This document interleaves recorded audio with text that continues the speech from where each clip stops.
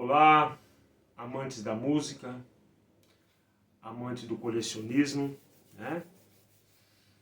É um prazer estar aqui e é uma missão difícil, né?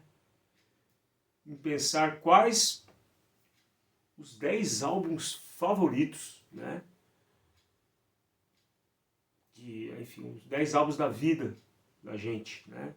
Colocar os 10 álbuns favoritos. E realmente é bem complicado, porque qual critério usar, né?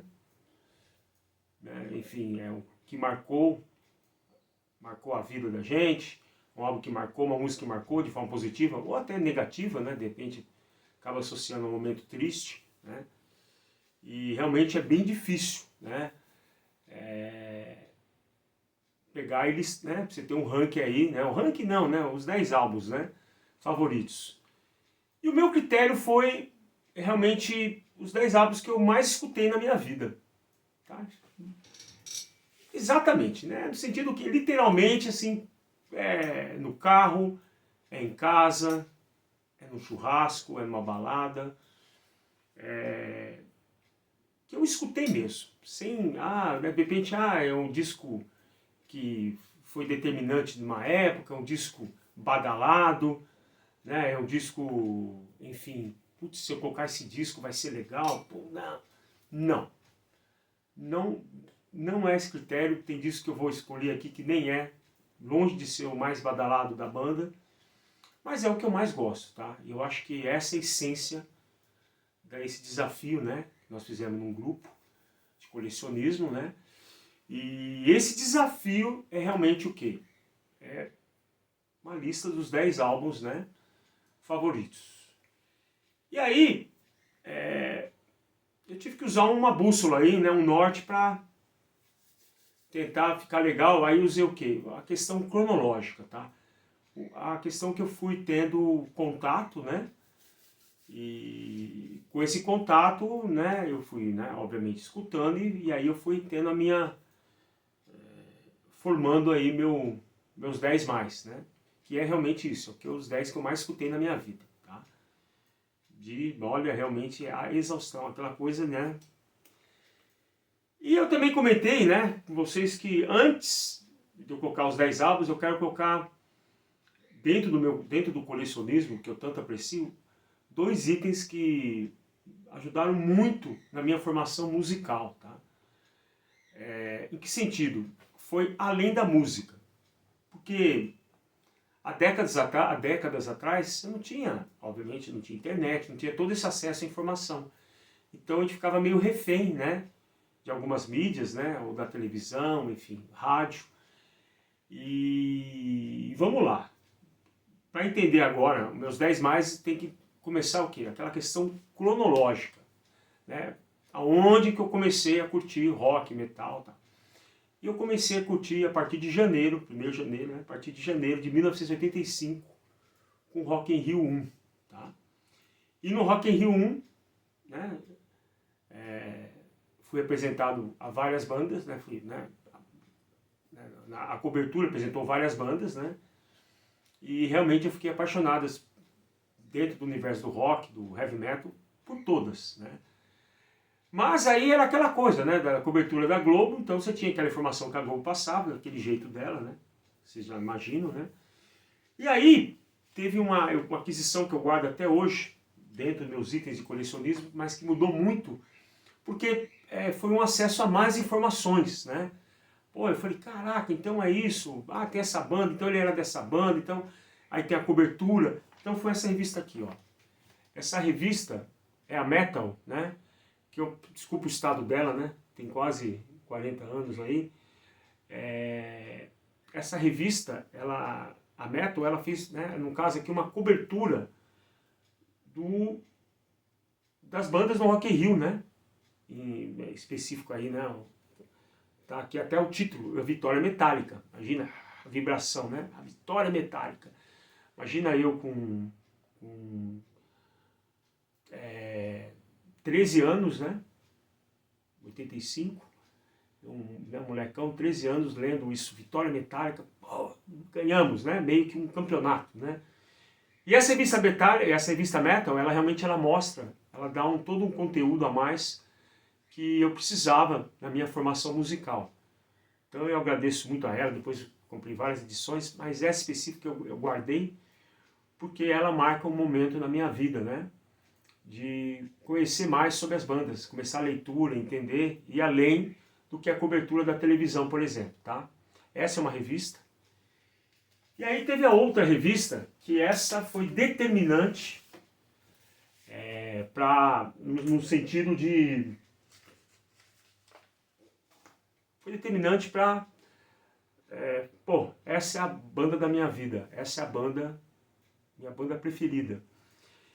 E eu tenho muito orgulho, assim, no sentido que eu tive a sorte, graças a Deus, da minha banda preferida ser a banda da minha época, a banda que eu vivenciei o crescimento dela, vivenciei. Não é aquela banda que não há nenhum demérito nisso, né? De repente o cara fala, eu gosto da banda da década de 70, eu gosto da banda da década de 60, nenhum problema.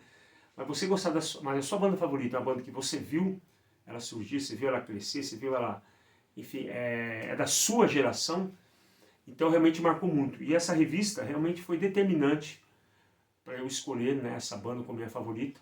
Para muitos acho que não é surpresa. Essa revista também, desculpa o estado dela, né?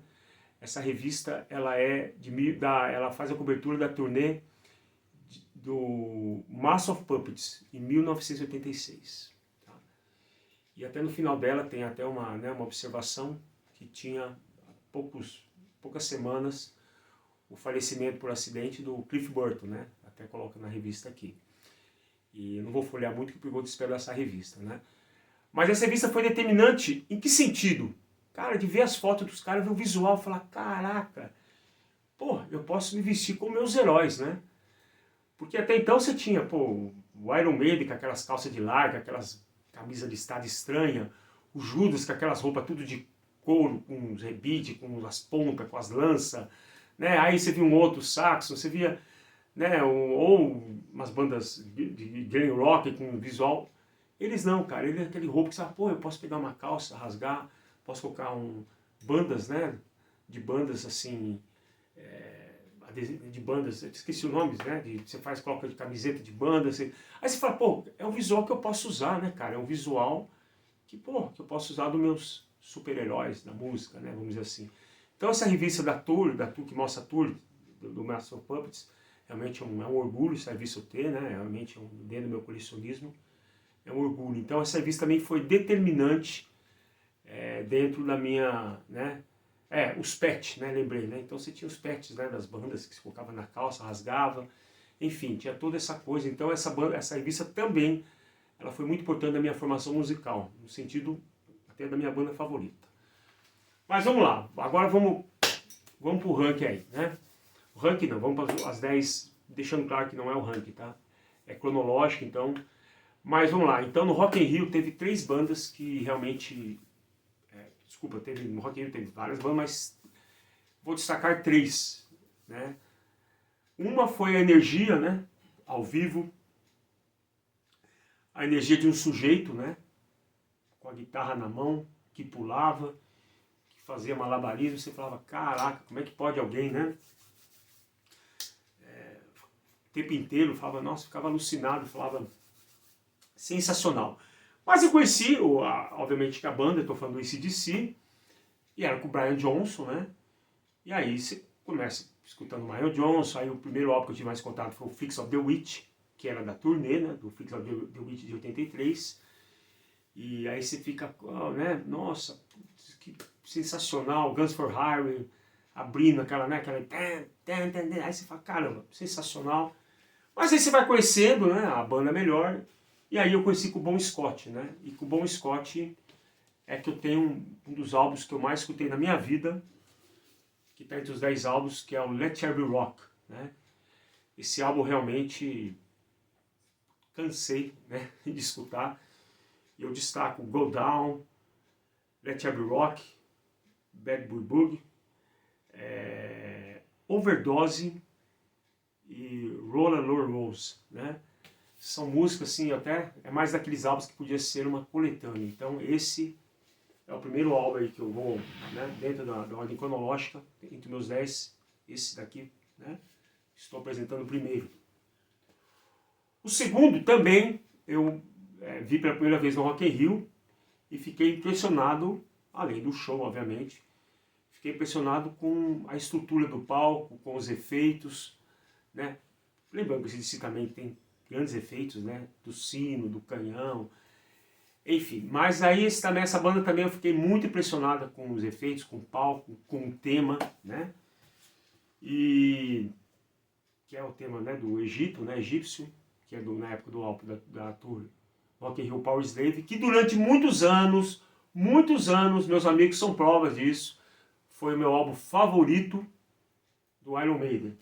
Mas depois virou o jogo, né? E já faz um bom tempo que o meu favorito é Peace of Mind. Esse álbum sensacional, né? Esse álbum que apresenta duas coisas em especial para mim, né? Apresenta para todos, mas especial.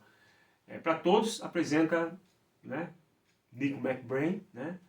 Mas em especial apresenta para mim a música que eu mais gosto de toda a discografia do Iron Maiden, e é a música que começa o disco e é a música de apresentação, cartão de visita do Nico McBrain.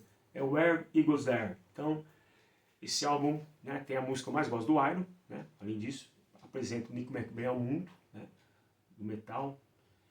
E destaco aí, tem vários, né? Where Eagles There, Revelation, Fire of Icarus, The Trooper, Still Life, Sun and Steel.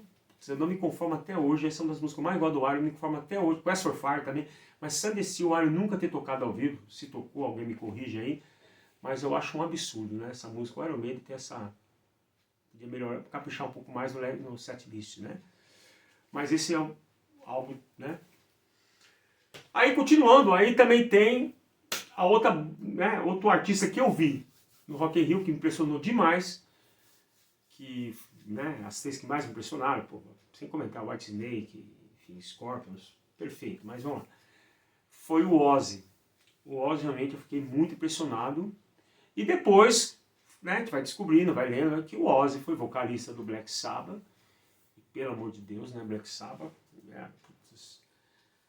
junto com o Metallica, né, um pouquinho abaixo, mas as minhas bandas favoritas, né. E aí se apresenta o Ozzy, que eu acho que é a fase que no contexto, né, no conjunto da obra é a fase que eu mais gosto, amo com o Dio, né, também, sem comentários. Mas eu fui descobrir, né, através do quê? Escutando, né, que o que eu mais gosto não tem jeito. É um disco polêmico, mas eu acho um disco sensacional, tanto nas composições como no vocal. Que o cara manda o louco mesmo, faz o vocal metal, grita sem pensar no amanhã. Ele nem pensou mesmo, acho que quando ele fez, ele falou assim, eu não vou continuar muito tempo, não vou ter que ser testado com essa voz, né, no futuro. Mas esse álbum realmente é o meu favorito, que é o Born Again. Esse álbum eu gosto, e nesse álbum que eu descobri que eu gosto da coisa meio do capiroto do som, aquela áurea pesada, aquela coisa diabólica, eu adoro nas bandas, né? E esse álbum realmente é um álbum que eu adoro. Eu acho que a grande sacada desse álbum são dois detalhes aí que fazem a diferença para ter aquele clima que eu amo. É colocar a instrumental Stonehenge antes de Disturb the Priest. Não sei se alguém já pensou nisso, mas olha que interessante. O que uma introdução, o que a música, o clima que ela cria para depois entrar. Então Stonehenge tem aquele clima pesadíssimo, e aí entra Disturb the Priest, que é a minha segunda favorita do álbum, e The Dark, que tem aquela voz, né, aquela voz toda sinistra, diabólica, e que é uma instrumental, que também dá, que é a introdução para Zero the Hero, que é a minha música favorita do Black Sabbath, uma das minhas favoritas do Black Sabbath de todos os tempos. Também dou destaque para Thrasher, Digital Beach, Born Again e Hotline. Então esse disco também está entre meus 10 favoritos. Sensacional esse álbum, tá? Aí depois você vai conhecendo, vai ler revista, aí eu descobri outra banda também que está entre as minhas 5 favoritas, que tem muitos álbuns bons, o último sensacional, né? Que eu estou falando de Invisible Shields, então estou falando de Judas Priest. Esse é um álbum também que, pelo amor de Deus, cara, como eu gosto desse álbum, cara. Demais, demais. Cara, e aí, putz, Bloodstone, Screaming, Fever, puta, amo essa música. Agora, Devil's Child, essa também está entre as minhas favoritas, se não for a minha favorita de toda a discografia do Judas, tá?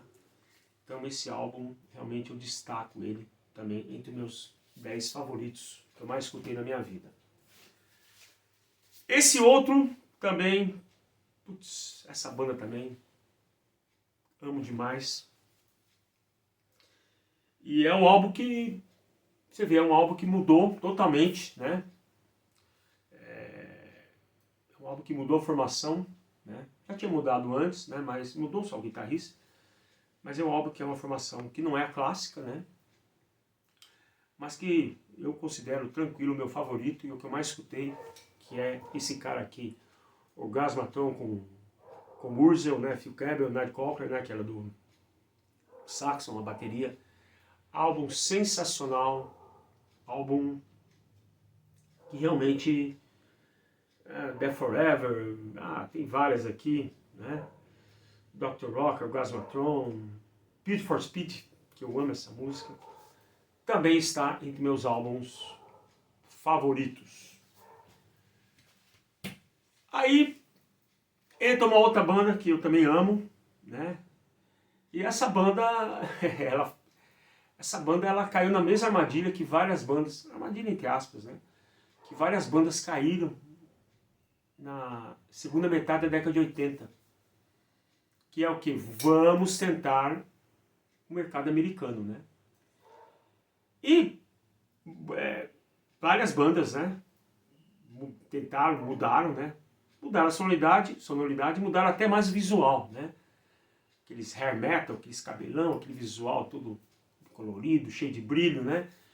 E aí eu vou destacar aqui nesse visual aí, entrou Whitesnake, né? Def Leppard, mas também já não foi tão difícil, porque já tinha um pouco do visual já. O Ozzy, por que pareça, né? Também ele entrou um pouco nessa onda, né? Do Ultimate Sin, por exemplo, né? Essa onda. Mas tem um também que entrou na banda, mas que por que pareça, e pra mim, graças a Deus, a coisa do mercado americano ficou mais no visual do que na parte do som, né? E eu acho disso, tanto que eu acho isso sensacional, é um dos meus favoritos dessa banda, e tranquilo meu favorito, mas escutei o disco, eu acho, do começo ao fim, perfeito, né? E que eu gosto muito, e que, na minha opinião, não foi contaminado aí pelo mercado americano na segunda metade da década de 80, e que está entre meus 10, que é esse cara aqui, ó, o Saxon, né? Innocence is no excuse. Então, esse álbum também está entre os meus 10 álbuns, ok? Vamos lá. Aí, tava de boa, na zona de conforto do heavy metal, né? Curtindo, aí de repente, a gente começa um papo, não sei o que, burbulho, do thrash metal, cara.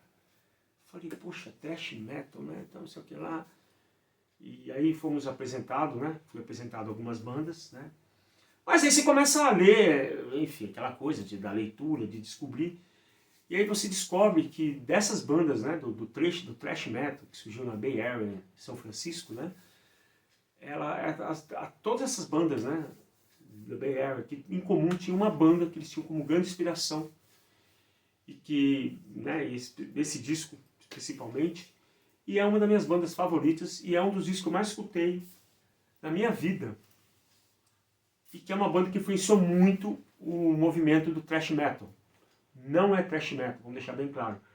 E é uma banda também que influenciou muito no movimento do black metal, mas também não é black metal a sonoridade, né? Ela tem a coisa temática do black metal, o termo black metal, né? Porque o black metal mesmo a gente considera mais a questão dos países nórdicos, principalmente a Noruega, né? Da mesma forma que o death metal na Europa, né? Tem como Porto Seguro, a Suécia, o Black Metal, a Noruega. Mas essa banda influenciou demais, né, o movimento thrash metal, e eu também amo esse disco. É o Welcome to Hell, do Venom, Cronos Mantas Abaddon, amo, uma das minhas bandas favoritas também, um Gatefold muito lindo esse álbum aqui, né, e ele tem uma coisa aí, um pouco de ironia, né, vinil branco, meio estranho, né, uma banda de, então, das sombras, né, mas esse álbum também está entre meus 10 favoritos, escutei demais, adoro demais esse clima, né, capiroto da banda, acho demais isso, gosto. Então tá entre também as minhas bandas.